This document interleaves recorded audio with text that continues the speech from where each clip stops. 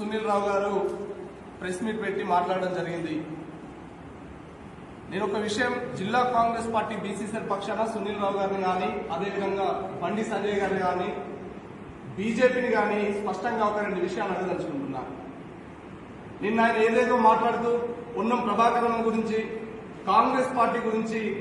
అనుచిత వ్యాఖ్యలు చేసినందుకు నిరసనగా మేము అతన్ని కొన్ని ప్రశ్నలు అడగదలుచుకున్నాం. మాజీ మేయర్ నగర మేయర్ సునీల్ రావు అనే వ్యక్తి ఒక గజ దొంగ, స్మార్ట్ సిటీని సర్వనాశనం చేసి 100 కోట్ల నిధులను ఆయన సొంత కార్పొరేషన్ లో ఆయనతోని గెలిచినటువంటి కార్పొరేటర్లకు ₹1 కూడా ఇవ్వకుండా 100 కోట్ల నిధులను స్వాహా చేసి అందులో జరిగిన అవినీతిని ఎండగడుతా ఉంటే, కాంగ్రెస్ పార్టీ ఎండగడుతా ఉంటే ఇక్కడ కేసుల పాలవుతున్నాం అని చెప్పి పోయి బండి సంజయ్ కాలు మొక్కి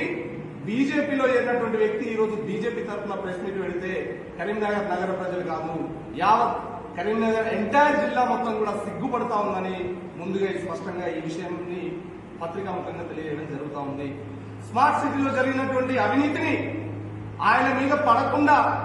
కాంగ్రెస్ పార్టీలో చేరుతానో లేకపోతే బీఆర్ఎస్ పార్టీలో నుండి జంప్ అయ్యి బీజేపీలో చేరుతానో గత కొద్ది రోజులుగా ఆయన అనుచరులతో మంతనాలు జరిపి మొన్నటికి మొన్న